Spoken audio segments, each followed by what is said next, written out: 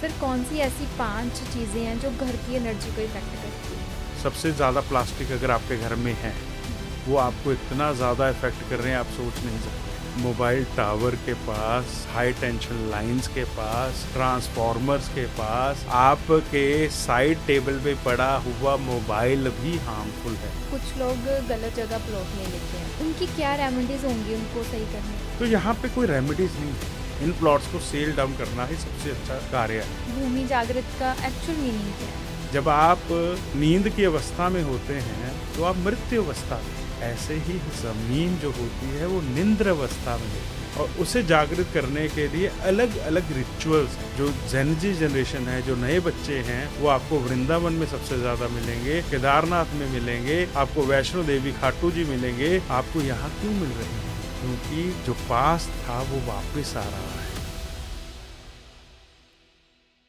आज के जो हमारे गेस्ट हैं, इनके साथ हमने पहले भी एक पॉडकास्ट किया है वास्तु के रिगार्डिंग, तो आज हम इनके साथ बातचीत करके वैदिक वास्तु के रिगार्डिंग जानेंगे और डिटेल में।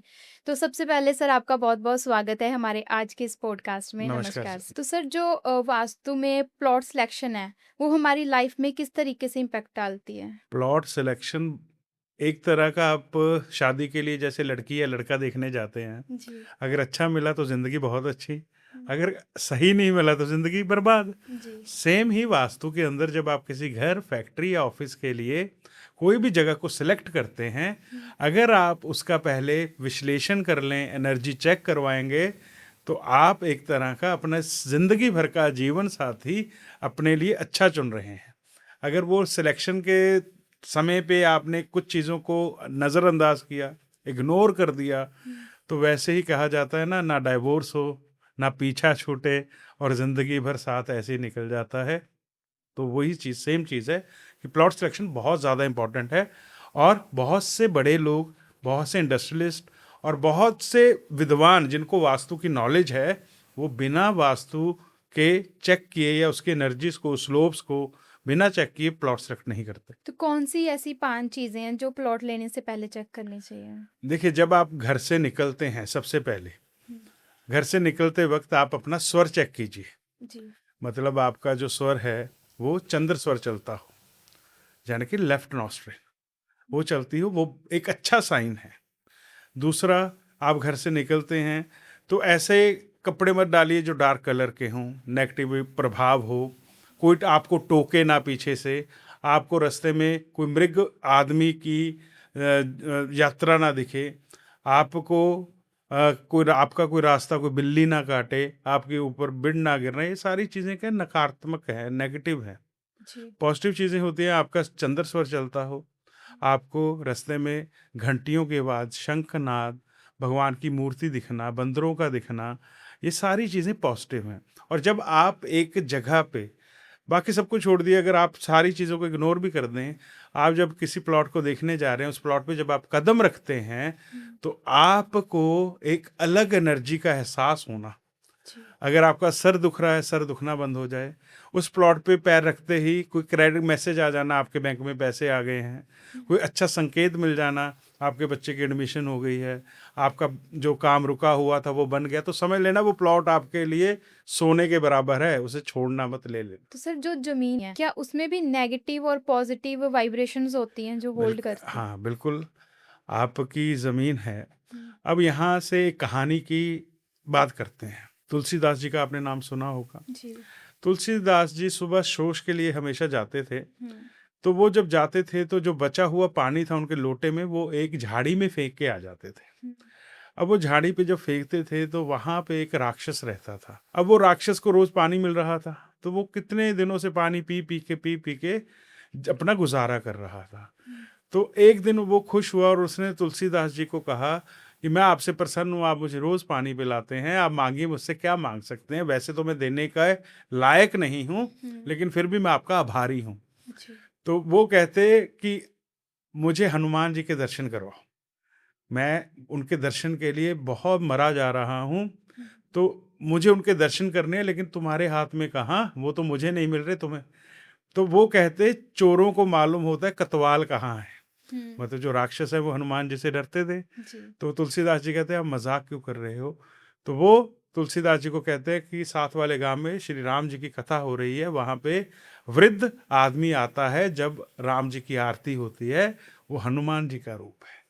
अब आप इस कहानी के सार को समझिए कि किसी वृक्ष पे एक राक्षस रह रहा था, और जब आप कोई जमीन लेने जाते हैं, प्लॉट लेने जाते हैं, उस पे 100 साल पहले, 200 साल पहले कौन रह रहा है आपको नहीं मालूम।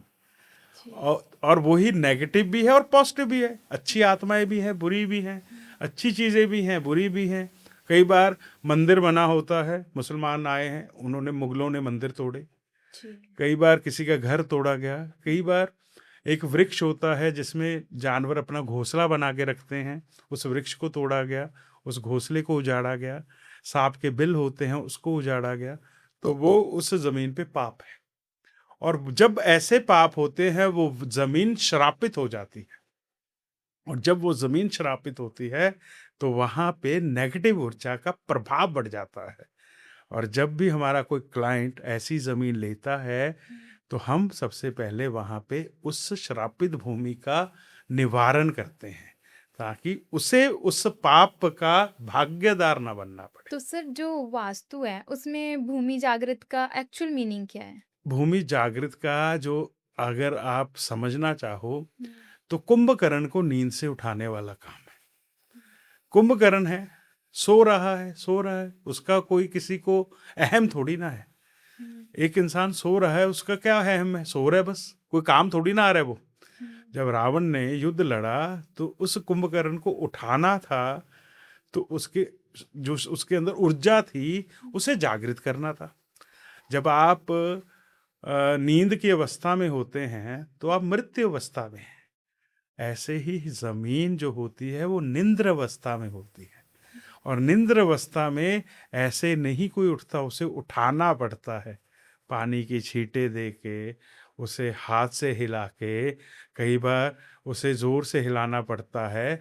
तो उस निंद्र अवस्था में उठाने के लिए जमीन को जागृत करना पड़ता है, और उसे जागृत करने के लिए अलग अलग रिचुअल्स हैं। यानी कि एक जमीन है, जमीन को, जमीन है आपके लिए तो मिट्टी पत्थर है, लेकिन एक वास्तु विशेषज्ञ के लिए वो पंच तत्वों में सम्मिलित है।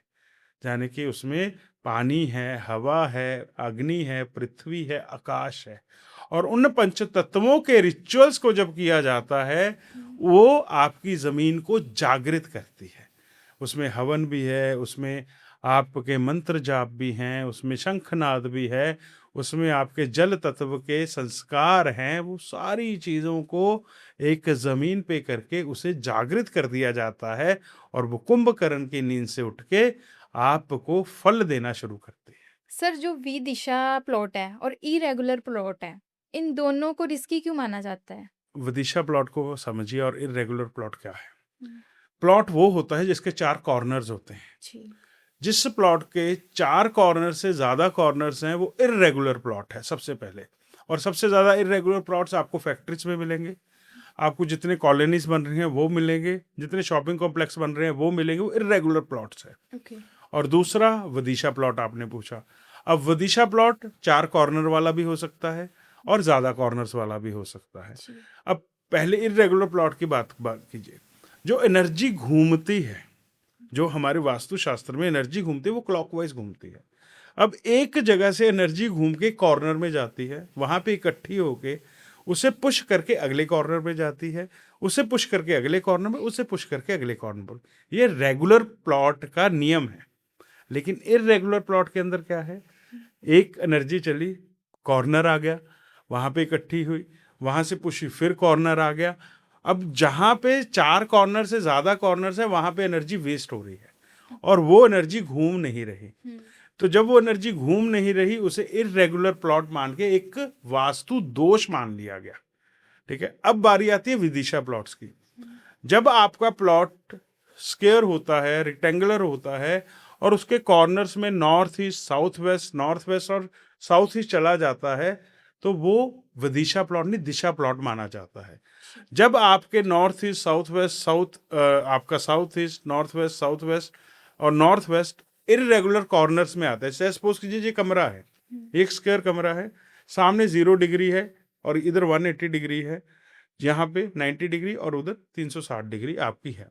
अब ये कॉर्नर जो होगा वो नॉर्थ ईस्ट का होगा, ये साउथ ईस्ट का होगा, ये आपका साउथ वेस्ट होगा, ये नॉर्थ वेस्ट होगा। जी। जब अपने कॉर्नर पे प्रॉपर ये कॉर्नर्स पहुंच जाते हैं तो ये दिशा प्लॉट्स माने जाते हैं।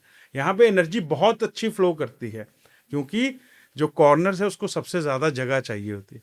लेकिन अब हम इसे कहते हैं ये टिल्टेड प्लॉट है 40 डिग्री। अगर ये 40 डिग्री टिल्टेड होगा तो जो साउथ ईस्ट उस कॉर्नर में था वो यहाँ पे आ जाएगा। ठीक। अब अगर यहाँ पे आएगा, आप सेंटर से इसे मार्क करोगे तो इसकी जो वॉल्यूम है, इसकी जो जगह है वो कम हो जाएगी और कॉर्नर्स को ज़्यादा जगह चाहिए होती है। और विदिशा प्लॉट सबसे बड़ा वास्तु दोष है जिसे इग्नोर कर दिया जाता है। इसकी रेमेडीज की जाती हैं अलग अलग तरीके से, अलग अलग तरीके से जागृत किया जाता है, पावरफुल किया जाता है। सर देखा जाए तो कुछ लोग गलत जगह प्लॉट ले लेते हैं अपना, तो उनकी क्या रेमेडीज होंगी उनको सही करने के लिए? गलत जगह का मतलब होता है किसी ने मृग स्थान के पास ले लिया, हॉस्पिटल के पास ले लिया, आपका पुलिस स्टेशन के पास, गैम्बलिंग, शराब के ठेके, शराब की फैक्ट्री है या फिर केमिकल की फैक्ट्री है, तो यहाँ पे कोई रेमेडीज नहीं है। इन प्लॉट्स को सेल डाउन करना ही सबसे अच्छा कार्य है। आपको इन जगहों को हमेशा अवॉइड करना चाहिए। जैसे आपने क्वेश्चन पूछा था प्लॉट सिलेक्शन का, जी। तो प्लॉट सिलेक्शन की एक ये चीज़ भी आती है कि जहाँ पे आपको ये चीज़ें मिलेगी उसके पास आप प्लॉट मत बाय कीजिए क्योंकि वहाँ पे ऑलरेडी नेगेटिव ऊर्जा बहुत ज़्यादा है। जो कॉर्नर प्लॉट है और जो टी प्लॉट है, वास्तु में सर इसको कैसे देखते हैं? जहाँ पे दो साइड रोड रन कर रही है वो कॉर्नर प्लॉट हुआ। जी। अब वो कॉर्नर कौन सी दिशा का है? हम्म। अगर वो नॉर्थ ईस्ट का कॉर्नर है तो उसे अच्छा माना जाएगा। अगर वो साउथ वेस्ट या साउथ ईस्ट का कॉर्नर है हम्म। तो उसे ज़्यादा अच्छा नहीं माना जाता क्योंकि वहाँ पे एक तरह से दो जगह से टी बन रही है और जब दो जगह से टी बनती है तो एनर्जी वैसे ही रिवॉल्व करती है वहाँ पे। तो लेकिन ऐसे डरने वाली कोई बात नहीं है, इसकी रेमेडी है कॉर्नर प्लॉट्स को। बहुत से लोग मानते हैं कि कॉर्नर प्लॉट नहीं लेना चाहिए, कॉर्नर प्लॉट अच्छा होता है, लेना चाहिए, कोई प्रॉब्लम नहीं है। लेकिन नॉर्थ ईस्ट अगर कॉर्नर हो तो ज़्यादा अच्छा है। अब बात रही है टी की। हम्म। टी क्या है? जब आपके सामने, घर के सामने रोड आ रही है और आपके जो दरवाज़ा है, मेन एंट्रेंस है, वहाँ पे रोड आपके हिट कर रही है। अगर तो वहाँ से सामने से ट्रक आ रहा है सपोज कीजिए, अब ट्रक क्या है, ट्रक बड़ा एक व्हीकल है, वो प्रेशर से क्या कर रहा है, हवा लेके आ रहा है और वो हवा को आपके घर के अंदर धकेल रहा है, यानी कि एनर्जी पुश कर रहा है आपके घर, आपके ऑफिस या फैक्ट्री के अंदर। जी। अब उस दरवाजे, अगर वो साउथ फेसिंग है, वेस्ट फेसिंग है, तो वो टी बहुत ज़्यादा बुरी है, मृत्यु तुल्य कष्ट देगी। अगर नॉर्थ या ईस्ट फेसिंग है फिर भी आपके लिए वो टी ऑस्पिशियस है। लेकिन मैं फिर भी रिकमेंड करता हूँ कि आपके कहीं पे भी टी है, दोनों तरफ तुलसी के प्लांट्स लगाइए, बड़ी बड़ी बेल चढ़ाइए, पौधे लगाइए ताकि आप उस टी के इफेक्ट को कम कर सकें। कौन सी जगह प्लॉट लेने से हमें ज्यादा ग्रोथ मिलती है? अब यहाँ पे क्वेश्चन प्लॉट लेने से है। हम्म। प्लॉट तीन तरह के हैं, यानी कि तीन तरह के नहीं, मैं कहूँगा आपको प्लॉट घर के लिए लेना है, हम्म। आपको प्लॉट फैक्ट्री के लिए लेना है, आपको प्लॉट दुकान के लिए लेना है, या आपको प्लॉट किसी ऑफिस के लिए लेना है। जी। जब आपको प्लॉट किसी घर के लिए लेना है तो वहाँ पे लीजिए जहाँ पे शांति है, जहाँ पे पेड़ पौधे हैं, पार्क है, खुली खुली सड़कें हैं, ट्रैफिक नहीं है, वो घर के लिए सबसे अच्छा है। फैक्ट्री के लिए प्लॉट लेना है, वहाँ पे लीजिए जो फैक्ट्री एरियाज है, जहाँ पे ट्रकों का आना जाना है, जहाँ पे लेबर 24 घंटे एनर्जी चलती है, वहाँ पे आप लीजिए। क्योंकि इस लैंड को हम तीन चीज़ों में डिवाइड करते हैं, सात्विक, राजसिक और तामसिक। सात्विक वो एनर्जी है जहाँ पे मंदिर घर बनाए जाते हैं, रासिक वो एनर्जी है जहाँ पे आप फैक्ट्रीज बना सकते हैं, ऑफिसेज बना सकते हैं, तामसिक वो जगह है जहाँ पे आप गडाउन्स बनाते हैं, शोरूम्स बनाते हैं। तो आप जब कोई प्लॉट सेलेक्ट करते हैं तो उसके आसपास का एरिया सबसे ज़्यादा इम्पॉर्टेंट है। और घर के लिए वो एनर्जी जहाँ पे आपके पार्क हैं सबसे ज़्यादा बढ़िया है, फैक्ट्री के लिए फैक्ट्री एरिया, और गडाउन के लिए वो डेड एरिया जहाँ पे कोई आता जाता नहीं है, वो सबसे बढ़िया एनर्जीज होती है। मोबाइल टावर के पास घर लेना हार्मफुल है? मोबाइल टावर के पास, हाई टेंशन लाइंस के पास, ट्रांसफॉर्मर्स के पास, आपके साइड टेबल पे पड़ा हुआ मोबाइल भी हार्मफुल है। ये बहुत बड़ी बात मैं कह रहा हूँ। आप लोग सिर्फ इस चीज़ में घूम रहे हो कि मेरे घर के पास मोबाइल टावर है, मेरे घर के पास हाई टेंशन लाइंस हैं, मेरे घर के पास ट्रांसफार्मर है। ये चीज़ें तो नेगेटिव इम्पैक्ट डाल ही रही हैं, लेकिन मैं उन लोगों को भी बताना चाहता हूँ जिन घरों के पास ये चीज़ें नहीं हैं, लेकिन आप अपने साइड टेबल या अपने पिलो के नीचे जो मोबाइल रख के सोते हैं, वो आपको सेम रिज़ल्ट दे रहा है। यानी कि बैड इफ़ेक्ट्स, आपके इम्यून सिस्टम को ख़त्म कर रहा है, आपके ब्रेन सेल्स को बढ़ने से रोक रहा है, आपके टिश्यूज़ को रिपेयर नहीं होने देता। आपको हमेशा चाहिए कि जब आप ऐसी जगह पे घर लेते हैं, तो आपके और उन सारी चीज़ों के बीच में एक बैड कंडक्टर होना चाहिए। जैसे कि मस्कोवाइट आता है, मस्कोवाइट अब्रक जिसे कहते हैं, वो ज़मीन पे बिछाइए। अगर ट्रांसफार्मर है, छत पे अगर हाई टेंशन लाइन्स हैं, तो छत पे बिछाइए। आपको अगर मोबाइल टावर है, मोबाइल टावर के नीचे उसको बिछा दीजिए ताकि उसकी रेडिएशन आप तक ना पहुँचे। जी। सारा ही गेम रेडिएशन की है, जो आपकी बॉडी के अंदर आपके हार्मोनल चेंज करती है। और आप इसे चाहे वास्तु दोष मान लीजिए, या फिर अगर आप इसे एज अ सुपरस्टिशियस मानना चाहते हैं, तो इस बात को मानिए कि जब आपके घर के पास हाई टेंशन लाइन्स होंगी, ट्रांसफार्मर्स होंगे, मोबाइल टावर्स होंगे, ये आपकी वास्तु की एनर्जी को भी नेगेटिव कर देंगे, जो आपके घर में पॉजिटिव एनर्जी है। सर, कौन-सी ऐसी चीज़ें हैं जो लोग घर लेने से पहले करते हैं और फ्यूचर में उन्हें प्रॉब्लम आती है? आजकल जो मैं अपने क्लाइंट्स के साथ देखता हूँ, हुँ। जैसे किसी ने घर बाय किया, फैक्ट्री बाय की, शोरूम बाय किया, वो वास्तु पूजा नहीं करते। जी। वो वास्तु करवा लेते हैं, ब्लॉक कर लेते हैं, लेकिन वो वास्तु पूजा नहीं करते। मैं हमेशा कहता हूँ, आप वास्तु करवाइए चाहे ना करवाइए, कोई फ़र्क नहीं पड़ रहा। लेकिन आप घर में एंटर करने से पहले, आप घर कंस्ट्रक्ट करते वक़्त वास्तु पूजा ज़रूर करवाइए। वो सबसे बड़ी गलती हो रही है। जब आप एक्चुअल में पुराने रिचुअल्स में जाते ही नहीं और उस पूजा को आप करते ही नहीं। हुँ। वास्तु पूजा बहुत बड़ा विधान है। वास्तु पुरुष को नमन करना, अपने ब्रह्म स्थान को, ब्रह्मा जी को नमन करना, 45 देव शक्तियों को नमन करना और 16 दिशाओं को नमन करना, सारे क्षेत्रपाल को नमन करना, जितने भी आपके यहाँ पे भूत, प्रेत, जिन्न जो भी बसते हैं, सबको नमन करना, सबको भोग लगाना, तभी तो वो आपको वहाँ आशीर्वाद प्राप्त करेंगे। वरना आप रात को आवाज़ें आएँगी, टेंशन होगी आपको, आपके काम नहीं बनेंगे। और दूसरा जो लोग नहीं करते, वो करते हैं कि जब आप घर बन रहा होता है, सपोज़ कीजिए हम एक टॉवर में बैठे हैं, हुँ। 12वीं मंजिल है, 15वीं मंजिल है। बनते वक़्त कौन मर गया यहाँ से हमें क्या मालूम? जी। यहाँ पे किसने शराब पी बैठ के हमें क्या मालूम? किसने क्या गलत काम किया हमें क्या मालूम? जी। कौन से मिस्त्री ने, कौन से जितने भी लेबर हैं, उसने क्या कुछ किया होगा इस फ्लोर पे हमें क्या मालूम है? हुँ, बिल्कुल। क्या पता किसी को मार के नीचे दफना ही दिया हो, हमें नहीं मालूम। हुँ। कौन से जानवर, कौन सी किसी ने नॉन-वेज खाया हो बैठ के, शराब पी हो। अब वो एनर्जीज़ क्या हैं, वो बस जाती हैं। जब आप एक जगह पे कुछ गलत काम कर रहे होते हो, तो वहाँ की जो देवता हैं, उस एनर्जी को अब्ज़ॉर्ब करना स्टार्ट कर देते हैं। और जब कोई इंसान उस घर में रहने आता है, हुँ। रेंटेड प्लॉट्स के अंदर, रेंटेड घरों के अंदर ये सबसे ज़्यादा प्रॉब्लम होती है कि जो पिछला रेंटेड था, जो वहाँ पे ओनर था, वो रह रहा था, वो नॉन-वेज खाता था, वैसी एनर्जी हो गई। जो नया बंदा आया, वो सात्विक था, वो भगवान की पूजा करने वाला था, और बंदा कहता है, "जब से मैं भगवान की पूजा कर रहा हूँ, मैं प्रॉब्लम में हूँ।" वो प्रॉब्लम में एक्चुअल में इसीलिए है, क्योंकि उसने इस बात का ध्यान नहीं दिया कि इससे पहले क्या हुआ यहाँ पे। हुँ। अब जब भी कोई बंदा प्लॉट बाय करता है, घर बाय करता है, फ्लैट बाय करता है, ऑफिस बाय करता है, उसे उन सभी देवताओं को, सभी जिनों को, सभी रक्षकपाल को, क्षेत्रपाल को नमन करते हुए, उनसे माफ़ी माँगते हुए, उनके आज्ञा लेते हुए वहाँ पे प्रस्थान करना चाहिए, ताकि उन्हें कोई दोष ना लगे जो इंसान वहाँ पे आ रहा है। ये जो हम बोलते हैं कि हमें इस जगह प्लॉट लेना चाहिए या इस जगह नहीं लेना चाहिए, तो उसके नेगेटिव इम्पैक्ट का पता कैसे चलता है हमें पहले से कि ये सही जगह है या ये गलत जगह है? आपके पैरों में स्वेलिंग आ गई, आपके काफ मसल सूज गए, आपकी जॉ लाइन सूज गई, आपकी आँखों के नीचे सूजन आ गई, हुँ। आपको खाना नहीं पच रहा, आपकी बैक एक हो रही है, बाल झड़ रहे हैं। ये क्या है? ये सारे सिम्पटम्स हैं। कौन पहचानेगा इसे? डॉक्टर। जब आप डॉक्टर के पास जाओगे, हुँ। आप कहोगे कि मेरे कान से पानी आ रहा है, मेरे नाक से पानी आ रहा है, मुझे बलगम बन रही है, मेरी डाइजेशन नहीं हो रही, या मुझे पॉटी नहीं आ रही, जो भी XYZ चीज़ें।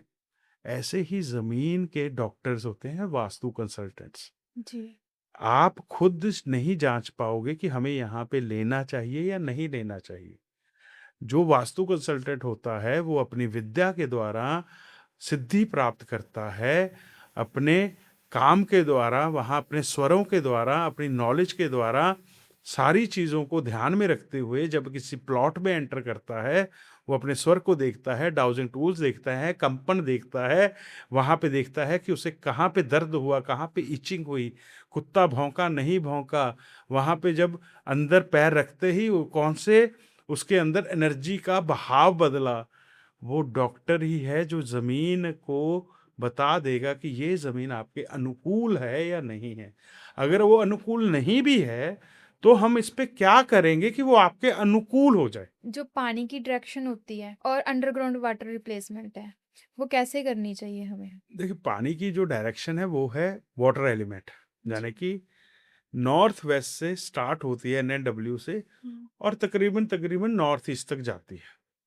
अब यहाँ पे ही अंडरग्राउंड वाटर टैंक कहा जाता है, बोरिंग बनाई जाती है, लेकिन यहाँ पे भी नॉर्थ ईस्ट के अंदर एक शिकी देवता हैं, जिसको हम नहीं छेड़ते, उनको अवॉइड किया जाता है कि यहाँ पे आप ना तो अंडरग्राउंड वाटर टैंक बनाएँगे, ना यहाँ पे आप मोटर या सबमर्सिबल लगाएँगे। क्यों? वहाँ पे शिकी देवता डिस्टर्ब होते हैं, तो वही जगह है प्लेस करने की उन्हें। सर, क्या किसी जगह का पास्ट भी उस एनर्जी को इफ़ेक्ट करता है? किसी भी जगह का पास्ट ही किसी एनर्जी को अफ़ेक्ट करता है, हुँ। क्योंकि प्रेज़ेंट और फ्यूचर तो अभी आने वाला है। जी। पास के अंदर किया क्या दुष्कर्म उस जगह पे ही वहाँ का सारी जिंदगी जो कर्म है बन जाता है। किसी को मार के दफनाना, गौ हत्या करके वहाँ दफना देना, जानवरों का वहाँ दफनाया जाना, वहाँ पे अंडरग्राउंड गंदगी की पाइपलाइंस जाना, वो पास्ट है।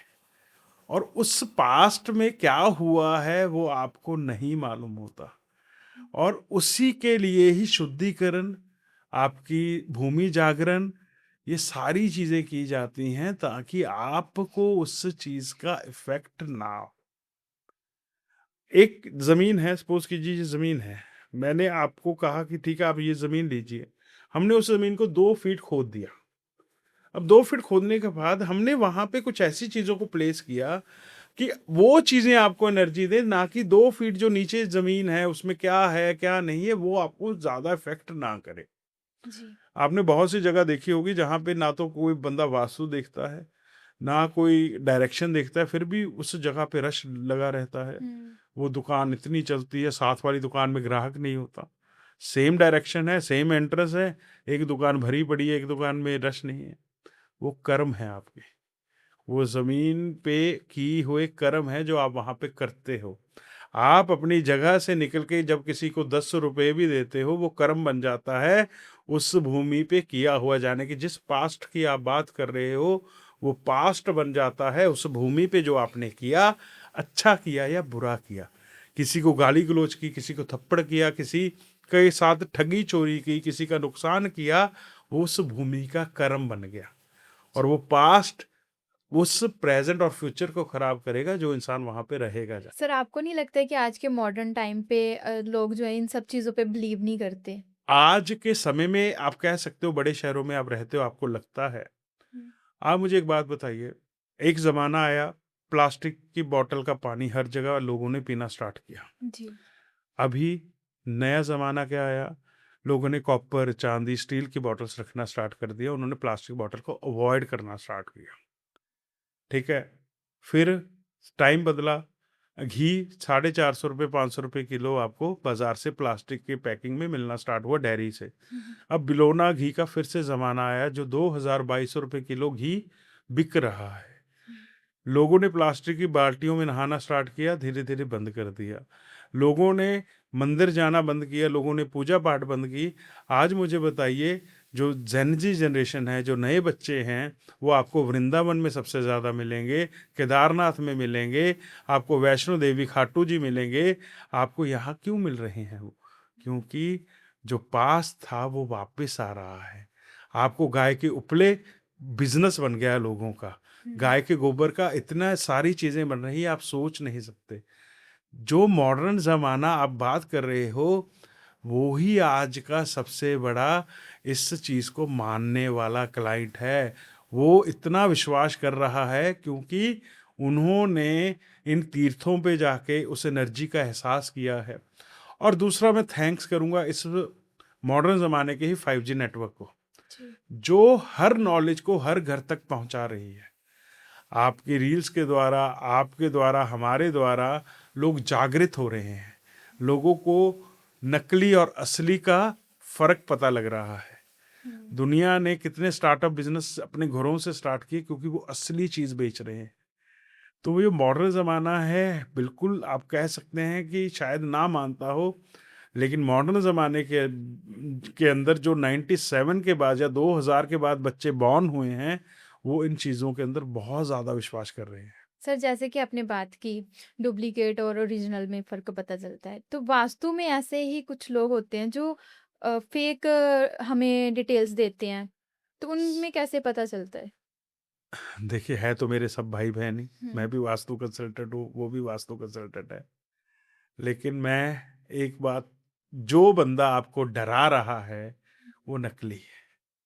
और जो बंदा आपको बिना डराए समाधान दे रहा है, वो असली है। और कुछ सोचने की ज़रूरत नहीं है। जो बंदा आपको कहे कि ये से ये हो जाएगा, कुछ नहीं होगा, भगवान की बनाई हुई कायनात है। बिल्कुल। कोई नहीं रोक सकता आपको। अगर किसी की मृत्यु आई है, मृत्यु होगी ही होगी। हुँ। आप बंदा कह देता है कि मैं 5 स्टार होटल में रहता हूँ, मैं बड़ी गाड़ी से चलता हूँ, मेरी जो गाड़ी है वो बुलेट प्रूफ है। आप जितने मर्जी ब्रांडेड चीज़ को डाल लो, अगर बुलेट प्रूफ गाड़ी के अंदर आपको हार्ट अटैक आना है, वो आ ही जाएगा। आपको बुलेट प्रूफ गाड़ी बचा नहीं सकती। इसीलिए किसी से डरने की ज़रूरत नहीं, ना वास्तु से, ना ग्रहों से, ना नक्षत्रों से। पहले अपने कर्मों को अच्छा कीजिए। जिस बंदे ने अपने भाई के साथ ठगी चोरी की हो, जिस बंदे ने अपने दोस्त मित्र के साथ ठगी चोरी की हो, उस बंदे का वास्तु चाहे जितना भी सही हो, उसके कर्म गलत हैं, उसे वो सज़ा मिलके ही रहेगी। आप अपने कर्मों को बुरा मत कीजिए। अगर आपको किसी को गाली निकालनी भी है, अपनी कार का शीशा बंद करके निकालिए ताकि सामने वाले को सुने ना। आप, सिंपल सी थ्योरी है कि कोई असली, कोई नकली, जो भी लोग आपको डराएँगे, मंदिर में जाते हो पुजारी डरा रहा है, हुँ। डॉक्टर के पास जाते हो डॉक्टर डरा रहा है, वास्तु वाले के पास जाते हो वास्तु डरा रहा है, ज्योतिष के पास जाओगे ज्योतिष डरा रहा है। और जो डरा रहा है वो धंधा कर रहा है, और जो धंधा नहीं कर रहा उसके पास आप पहुंच नहीं पा रहे। बस सिंपल सी बात है। सर क्या प्लांट्स और ट्रीज़ भी वास्तु को इफ़ेक्ट करते हैं? प्लांट्स और ट्रीज वास्तु में बहुत ज़्यादा इफेक्ट करते हैं। हुँ। जैसे वैदिक वास्तु के अंदर एक सिंपल सी थ्योरी है, 80 टू 90% कॉस्मिक एनर्जी को प्लांट्स जो है अब्जॉर्ब करते हैं। जी। और कॉस्मिक एनर्जी वो एनर्जी होती है जिस एनर्जी को हम, जो इंसान है, सही समय में ले नहीं पाते। मतलब सुबह 4 बजे का समय वो समय होता है जब भगवान के आकाश से वो संतुलन बनता है, सूर्य, चंद्रमा और तारामंडल का, जो कॉस्मिक एनर्जी नीचे फेंकती है यूनिवर्स में। और ये प्लांट्स हैं जो उसे ऑब्जर्व करते हैं। जब आपके घरों में पेड़ पौधे होते हैं तो ये कॉस्मिक एनर्जी को आपके घरों में फैलाते हैं बहुत ज़्यादा। ऐसे ही हमारे जो घरों के अंदर हम क्वार्ट्स यूज़ करते हैं, हुँ। वो भी कॉस्मिक एनर्जी को ऑब्जॉर्व करते हैं। मिरर्स आपके कॉस्मिक एनर्जी को ऑब्जॉर्व करते हैं। मेटल्स आपके कॉस्मिक एनर्जी को ऑब्जॉर्व करते हैं। जितना भी प्लास्टिक है वो कॉस्मिक एनर्जी को ब्लॉक करता है, इसीलिए प्लास्टिक कम से कम यूज़ करना चाहिए आपको। सर कौन-सी ऐसी 5 चीज़ें हैं जो घर की एनर्जी को इफ़ेक्ट करती हैं? नेगेटिव या पॉजिटिव? नेगेटिवली इफ़ेक्ट करती हैं? सबसे ज़्यादा प्लास्टिक अगर आपके घर में है, हुँ। वो आपको इतना ज़्यादा इफ़ेक्ट कर रहे हैं आप सोच नहीं सकते। आपके घर के अंदर जूते चप्पल जा रहे हैं, बाहर की गंदगी आपके घर के अंदर जा रही है, वो आपके लिए बहुत ज़्यादा नेगेटिव इफ़ेक्ट डाल रही है। आप व का घर, आपके दादा, आपके पिताजी या आपके पिछली जो 2 जनरेशन अगर वेजिटेरियन थी हुँ। और आप अपने घर में नॉन-वेज लेके जा रहे हैं, वो सबसे ज़्यादा नेगेटिव इम्पैक्ट आपके घर के अंदर डाल रहे हैं। अगर आप अपने घर में सुबह सूर्य अस्त के बाद उठ रहे हो, तो ऑटोमेटिकली आपके घर में अंदर नेगेटिव एनर्जी का प्रभाव बढ़ रहा है। हुँ। क्यों? क्योंकि मैं इन चीज़ों की बात कर रहा हूँ क्योंकि आपके अंदर सत्बुद्धि नहीं है। जिसके पास बुद्धि होगी वो ये सारी चीज़ें नहीं करेगा, और जिसके पास सद्बुद्धि होगी वो इन चीज़ों को अवॉइड करेगा। और वो बुद्धि जो है वो हमें घर के अंदर एक दिशा ही देती है। अपने घर के अंदर पितरों की फ़ोटो लगाना और उनका निरादर करना सबसे बड़ी नेगेटिव है। घर के अंदर भगवान की मूर्तियाँ रख लेना, उनको पूजा-पाठ ना करना, उनकी आरती ना करना सबसे बड़ी नेगेटिविटी है। आप अपने घरों के अंदर सामान को लेके आते हैं, बेफ़ालतू सामान इकट्ठा करते हैं, उस सामान के ऊपर कपड़ा तक नहीं मारते, सबसे बड़ी नेगेटिव है। आपके घर के अंदर ब्रह्म स्थान घर का सेंटर पॉइंट है, वहाँ पे आप उसकी कोई भी एनर्जी को रेगुलराइज़ नहीं कर रहे, कुछ नहीं कर रहे, वो नेगेटिव इम्पैक्ट है। घर के दहलीज के ऊपर, घर की चौखट को आप साफ-सुथरा नहीं रख रहे, वो नेगेटिव इम्पैक्ट है। ये सारी की सारी नेगेटिविटी को आपके घर के अंदर बढ़ाती। सर कुछ लोग देखा जाए तो बेड के नीचे काफ़ी ज़्यादा सामान रखा होता है या फिर छत पे उन्होंने लक्कड़ का सामान रखा होता है, तो इससे भी कुछ इम्पैक्ट पड़ता है घर पे? जो छत के ऊपर सामान है, आपके बेड के नीचे सामान है, हुँ। आप एक बात को समझिए कि एक सैलाब है पानी का। मैंने ये गिलास लिया पानी का और यहाँ पे फेंक दिया। अब वो पानी कहाँ तक जाएगा? जहाँ तक उसकी रुकावट नहीं है। हुँ। अगर आप मैंने पानी यहाँ पे फेंका और वहाँ पे एक अखबार का टुकड़ा पड़ा है या चप्पल पड़ी है, वो पानी रुक जाएगा वहाँ पे जाके।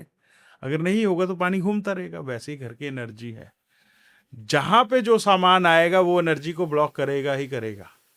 इसीलिए घर के फर्नीचर को उठा के साफ किया जाता है, ज़मीन पे फालतू चीज़ें नहीं रखी जाती, भारी सामान घर के अंदर नहीं रखा जाता। सेम घरों आपका फैक्ट्री और ऑफिसेज़ के लिए है। हुँ। वैसे ही छत के ऊपर क्या है? अब छत में क्या है? छत से ऊपर क्या है?